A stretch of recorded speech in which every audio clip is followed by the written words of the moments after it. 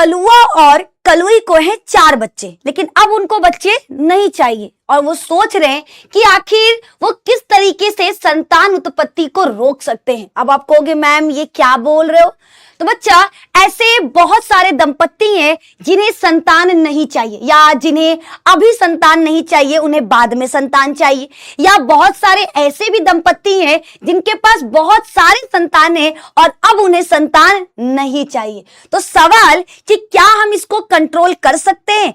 क्या हम इस परेशानी का कोई समाधान डॉक्टर से पा सकते हैं, या फिर मेरे पास इस प्रॉब्लम का कोई सॉल्यूशन है? तो बिल्कुल है। तो सबसे पहले क्या करना है, आज का सेशन सबके साथ कर देना है शेयर, सबको बुला लेना है, क्योंकि ये one of the most important topic है। आज हम डिस्कस करने वाले हैं कुछ ऐसी विधियों के बारे में जिनका इस्तेमाल करके आप संतान उत्पत्ति को रोक सकते हो, संतान की संख्या को कंट्रोल कर सकते हो। और हाँ, आपको अगर ऐसा लग रहा कि भैया सेक्स नहीं करेंगे तो बच्चा होगा ही नहीं, तो हम आपको कुछ ऐसे तरीके बताएंगे जिसमें आप सेक्स तो करोगे लेकिन फिर भी संतान नहीं होगा। ठीक है, तो इन विधियों को कहा जाता है गर्भ निरोधक विधियां। तो अगर आपसे पूछा जाए कि गर्भ निरोधक विधियां क्या हैं, तो सिंपल सा जवाब होगा ऐसी विधियां जिनका इस्तेमाल गर्भ धारण को रोकने के लिए किया जाता है। यानी अगर कोई दंपत्ति संतान नहीं चाहता तो वो इन तरीकों का इस्तेमाल करके संतान उत्पन्न करने से बच सकता है, और हम इसे ही गर्भ निरोधक विधियां कहते हैं। अब सवाल है भैया कि गर्भ निरोधक विधियां कितने प्रकार की होती हैं? तो यह मुख्यतः 2 प्रकार की होती हैं। पहला अस्थायी विधि और दूसरा स्थायी विधि। अस्थायी विधि का मतलब होता है ऐसी विधियां जिनका इस्तेमाल आपको समय समय पर करना होगा, यानी इनका इस्तेमाल बार बार करना पड़ता है। जब जब आपको लगे कि अब हमें बच्चा नहीं चाहिए, आप इन तरीकों का इस्तेमाल करोगे। और स्थायी विधि का मतलब होता है ऐसी विधि जिसका एक बार इस्तेमाल कर लिए तो हमेशा के लिए संतान उत्पन्न करने से छुट्टी, हम उन्हें कहते हैं स्थायी विधि। अस्थायी विधियों में मुख्यतः ये 5 प्रकार की होती हैं। पहला प्राकृतिक विधि। प्राकृतिक विधि का मतलब होता है ऐसी विधि जिसमें किसी भी प्रकार के न डॉक्टर की आवश्यकता है, न कोई भौतिक साधन की आवश्यकता है। ये कोई भी दंपत्ति अपने मन से कर सकता है। अगर किसी दंपत्ति को बच्चा नहीं चाहिए तो वो इन तरीकों का इस्तेमाल करके संतान उत्पन्न करने से बच सकता है। दूसरा हमारे पास है बाधा विधि। आप सभी को पता है कि संतान कैसे होता है। अगर हम आपसे पूछे कि मनुष्य संतान कैसे उत्पन्न करता है, तो आप कहोगे कि मैम जो मनुष्य होता है वो एक लिंगी होता है। एक लिंगी का मतलब मनुष्य या तो नर होगा या तो मादा होगा, दोनों नहीं ना हो सकते जी, या तो नर या तो मादा। तो नर जो होता है उसके शरीर में नर युग्मक यानी शुक्राणु बनता है, और जो मादा होती है मादा के शरीर में मादा युग्मक यानी अंडाणु बनता है। और जब मेल और फीमेल सेक्स करते हैं तो मेल के बॉडी से शुक्राणु फीमेल के बॉडी में जाता है, और वहां पर शुक्राणु 7 समुंदर पार मैं तेरे पीछे पीछे आ गया, ऐसे गाना गाते गाते हमारे अंडे तक पहुंच जाता है। पहुंचने के बाद कहता है बस दाग दे गोली, यानी हमारा जो शुक्राणु है वो अंडे की दीवार को तोड़ देता है, और तोड़ करके इसके अंदर जो आनुवांशिक पदार्थ है, पिता के जो गुण हैं, वो क्या करता है अंडे के अंदर डाल देगा। और जैसे ही माता और पिता के गुण आपस में मिलते हैं, हमारा क्या होता है जुग जुग जियो सोललनवा भवनवा में सोर जागलवा, है ना। तो भैया ऐसे आप यानी कलुआ यानी आप जैसे नालायक बच्चे बन जाते हैं। तो हमने कहा संतान उत्पन्न करने का मतलब है शुक्राणु और अंडाणु का मिलना। तो अगर हमें बच्चा नहीं चाहिए तो हमें क्या करना होगा, इन दोनों को मिलने से रोकना होगा। तो भैया जब शुक्राणु और अंडाणु को मिलने से रोकने के लिए हम किसी भौतिक साधन का इस्तेमाल करते हैं तो इसे कहते हैं बाधा विधि, इसे कहते हैं बाधा विधि। तीसरा है रासायनिक विधि। शुक्राणुओं को नष्ट करने के लिए दुकानों पर कुछ रसायन मिलते हैं जिनका इस्तेमाल करके सेक्स के बाद जो शुक्राणु महिला के शरीर में जाते हैं उन्हें महिलाएं क्या करती हैं, मार देती हैं, ताकि शुक्राणु जिंदा ही नहीं रहेगा तो वो अंडे के पास पहुंचेगा नहीं, और अंडे के पास पहुंचेगा नहीं तो निषेचन नहीं होगा, और निषेचन नहीं होगा तो संतान नहीं बनेगा। फिर चौथा हमारे पास है गर्भ निरोधक गोलियां। मार्केट में, दुकानों पर, मेडिकल स्टोरों पर कुछ ऐसी गोलियां होती हैं जिनका इस्तेमाल महिलाओं के द्वारा किया जाता है।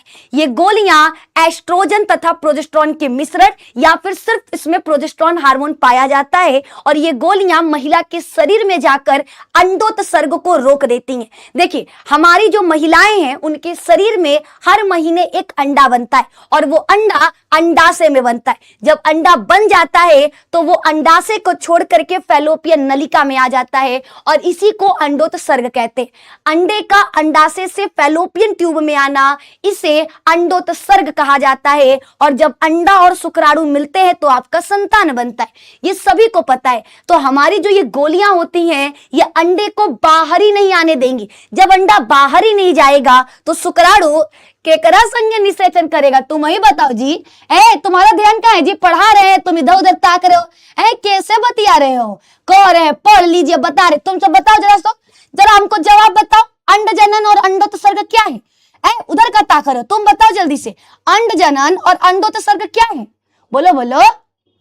जेकरा चक्कर में तुम बैठ कर बतिया रहे हो ना, वो बैठ कर नोट बना रही है। तो नहीं, समझ लीजिए, लड़कियां लोग बड़ी चालाक होती हैं, है ना। वो तुमसे बतिया भी लेंगी, अपना नोट्स भी बना लेंगी और तुम लोग खाली उनके अखिया देखने के चक्कर में सब कुछ छोड़ दोगे। गधा। चलिए आइए हम बताते हैं। अंड जनन का मतलब होता है अंडे का बनना और अंडोत्सर्ग का मतलब होता है अंडे का अंडाशय से फैलोपियन ट्यूब में आना। तो दोनों में अंतर है, ये आपको याद रखना है। तो ये गर्भ निरोधक गोलियां अंडोत्सर्ग को रोक देती हैं। गर्भाशय ग्रीवा में एक म्यूकस बनता है, वो उसे गाढ़ा कर देती है ताकि शुक्राणु जब अंदर आए ना तो उसी में चिपक करके रह जाए, फंस जाए। नेक्स्ट होता है अंतःगर्भाशय युक्ति। ये ऐसी युक्तियां होती हैं जिन्हें महिला के गर्भाशय में लगा दिया जाता है ताकि इनसे निकलने वाला जो कॉपर आयन है, ठीक है, ये महिला के गर्भाशय में लगाया जाता है ताकि शुक्राणु और अंडाणु को मिलने से रोका जाए। ये मुख्यतः 3 प्रकार की होती है जिनको हम आगे डिटेल में पढ़ेंगे। तो चलो, यहां तक आपको सब कुछ समझ में आ चुका है। ये हमारी अस्थायी विधियां हैं। ये क्या है? अस्थायी विधियां। नेक्स्ट हमारे पास है स्थायी विधि। स्थायी विधि का मतलब है ऐसी विधियां जिनका एक बार इस्तेमाल अगर मेल या फीमेल में कोई कर लेगा तो हमेशा के लिए वो संतान उत्पन्न करने से मुक्त हो जाएगा, वो संतान उत्पन्न नहीं करेगा। पुरुषों में इसे पुरुष नसबंदी कहते हैं, जिसमें पुरुष के शुक्रवाहिनी लगभग 30 से 35 सेंटीमीटर लंबी एक नलिका होती है जो शुक्राणुओं को अधिवृषण से रसखलन नलिका तक लेकर जाती है। यही नलिका को काट करके दोनों तरफ से बांध दिया जाता है ताकि शुक्राणु बने, लेकिन बनने के बाद सेक्स के दौरान जो वीर्य निकले उसमें शुक्राणु न रहे ताकि संतान न बन सके। दूसरा, महिलाओं में फैलोपियन ट्यूब, महिलाओं में 10 से 12 सेंटीमीटर लंबी एक नलिका पाई जाती है जो गर्भाशय की दोनों तरफ होता है। इसे काट करके बांध दिया जाता है ताकि सेक्स के बाद जब शुक्राणु महिला के शरीर में आए तो शुक्राणु और अंडाणु न मिल पाए। इनके बीच में क्या हो? गहरा खाई, दोनों अलग अलग। शुक्राणु यहां पर रहेगा, अंडाणु यहां पर। वो गाना गाएगा आजा आजा, लेकिन ये जा नहीं सकता क्योंकि दरवाजा क्या है? बंद है। ठीक है, यहाँ पे रास्ता ही नहीं है, कट चुका है। ठीक है, तो इस तरीके से आपको याद रखना है। अब एक एक करके हम फटाफट से समझते हैं। सबसे पहले बात करते हैं प्राकृतिक गर्भ निरोधक विधि का। अगर बच्चा, प्राकृतिक गर्भ निरोधक विधि का मतलब होता है ऐसी विधियां, ठीक है, ऐसी विधियां जिनका इस्तेमाल कोई भी दंपत्ति अपने मन से, ठीक है, अपने इच्छा अनुसार कर सकता है। इसमें ना ही डॉक्टर की आवश्यकता होती है, ना ही किसी प्रकार के भौतिक साधन का। ये 3 प्रकार का होता है। पहला, आवधिक संयम। महिलाओं में 28 से 29 दिन का एक चक्र चलता है जिसे हम आतर्व चक्र कहते हैं। इस आतर्व चक्र में जो 10वें से लेकर 17वें दिन का समय होता है, ये सबसे ज्यादा कहते हैं कि चांसेस होता है इस टाइम पर प्रेगनेंसी कंसीव करने का। तो जितने भी दंपत्ति होते हैं वो 10वें से लेकर 17वें दिन के बीच में अगर संबंध नहीं बनाएंगे तो क्या होता है? संतान उत्पन्न करने का चांसेस कम होता है। तो आवधिक संयम में दंपत्ति 10वें से लेकर 17वें दिन तक संबंध नहीं बनाता।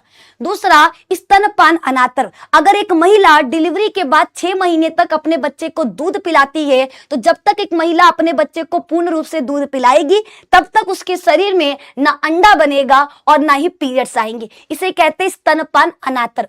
तीसरा बाह्य स्खलन, जब मेल और फीमेल सेक्स कर रहे हो, जैसे ही मेल के शरीर से वीर्य निकलने वाला हो, अगर मेल अपने शिश्न को महिला के योनि से बाहर निकाल दे और वीर्य को बाहर गिरा दे तो इसे बाह्य स्खलन कहते हैं, क्योंकि वीर्य के अंदर शुक्राणु होता है।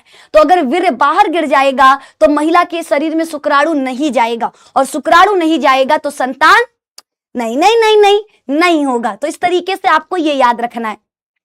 अगली विधि थी हमारी प्राकृतिक हो चुका। नेक्स्ट हमारे पास है बाधा विधि। बाधा विधि में शुक्राणु और अंडाणु को मिलने से रोका जाता है। इसमें हमारा सबसे पहला एग्जाम्पल है पुरुष कॉन्डम। कॉन्डम मेल के शिश्न पर चढ़ा दिया जाता है सेक्स करने से पहले। इसमें मेल क्या करता है, सेक्स करने से पहले रबर या लेटेक्स का बना हुआ एक पतला सा परत होता है जिसे अपने शिश्न के ऊपर चढ़ा लेता है, ताकि सेक्स के दौरान जब वीर्य निकले तो वो महिला की योनि में न जा सके, बल्कि कहां पर, कॉन्डम के अंदर ही रह जाए। जब वीर्य पहुंचेगा ही नहीं महिला के शरीर में तो संतान कैसे बनेगा, नहीं न बनेगा। तो ये हमारा बाधा विधि है। दूसरा, महिलाओं में भी महिला कॉन्डम और डायफ्राम पाए जाते हैं। ठीक है, महिलाएं क्या करती हैं, अपने गर्भाशय ग्रीवा में डायफ्राम लगा लेती हैं, ताकि सेक्स के टाइम पर जो वीर्य निकले वो गर्भाशय तक ना पहुंच सके, बल्कि वो गर्भाशय तक क्या करती हैं, गर्भाशय के रास्ते को बंद कर देती हैं, ताकि शुक्राणु आपका अंदर न जा सके, निषेचन की क्रिया न कर सके। ये हमारे बाधा विधि के अंतर्गत आते हैं, जिसमें शुक्राणु और अंडाणु को मिलने से रोका जाता है। नेक्स्ट हमारे पास गर्भ निरोधक गोलियां हैं। कुछ ऐसी गोलियां जिनका इस्तेमाल महिलाएं करती हैं। ये मौखिक गोलियां यानी मुंह से ली जाने वाली गोलियां होती हैं। इसमें प्रोजेस्टेरॉन तथा एस्ट्रोजन तथा प्रोजेस्टेरॉन का सम्मिश्रण हार्मोन पाए जाते हैं। ये महिला में अंडोत्सर्ग को रोकता है और म्यूकस को गाढ़ा करता है। इसमें माला डी, सहेली, माला एन ऐसे अनेक गोलियां पाई जाती हैं। आपको बता दें, सहेली भारत की बनी पहली गर्भ निरोधक गोली है, नॉन स्टेरॉइडल गर्भ निरोधक गोली है।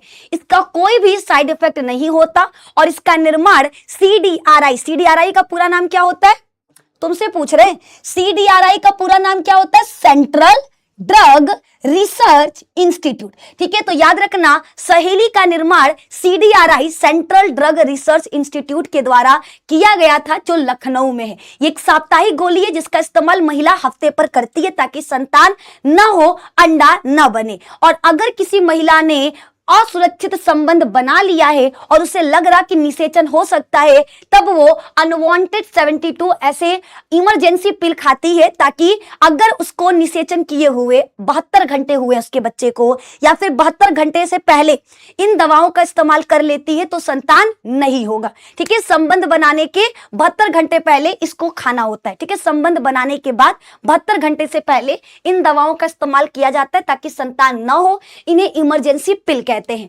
अब आगे की तरफ बढ़ेंगे। नेक्स्ट हमारे पास है अंतः गर्भाशय युक्ति।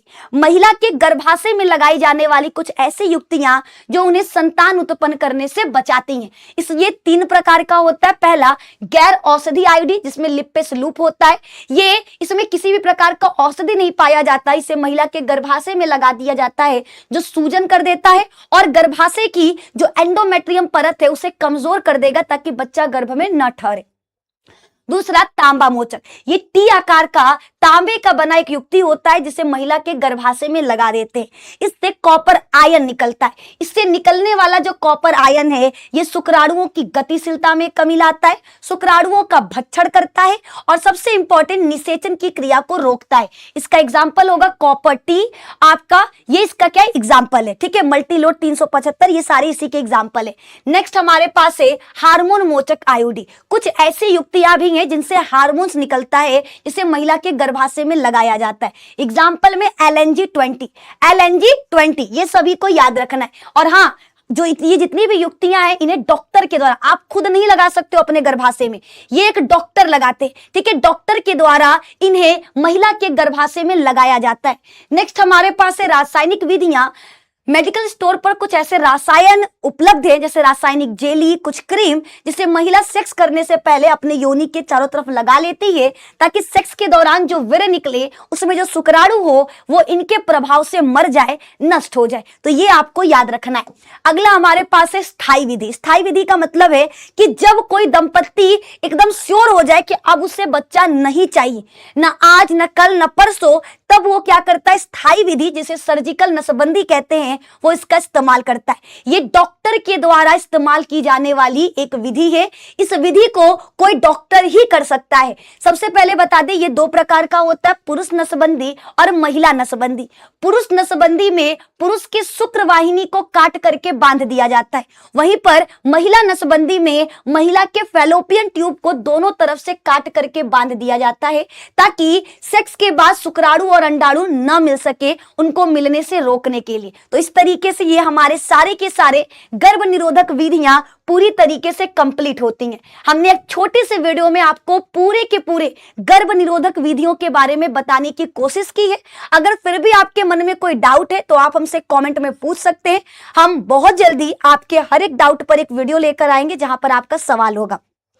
तो कमेंट में बताना क्लासेस कैसा लगा, वीडियो कैसा लगा। अगर वीडियो पसंद आया है तो प्लीज लाइक करना, दोस्तों के साथ शेयर जरूर करना। आज हमने आपको कम से कम समय में लगभग 5 से 10 नंबर फिक्स करा दिए, क्योंकि गर्भ निरोधक विधियां एक 10th और 12th दोनों बच्चों के लिए बहुत इंपॉर्टेंट है। और जो बच्चे 12th पास हैं उनके लिए तो ये सबसे ज्यादा इंपॉर्टेंट है। ठीक है, ये बेसिक चीजें हैं जो हर एक इंसान को पता होनी चाहिए, चाहे वो बायो से हो या ना हो। इसीलिए अपने मैथ के दोस्तों को भी ये वीडियो जरूर भेजना, ताकि उन्हें भी इनके बारे में जानकारी मिल सके, ताकि इन फ्यूचर वो कोई गलत कदम ना उठाए। बाकी अगर कोई डाउट रहता है तो कमेंट में जरूर पूछिएगा।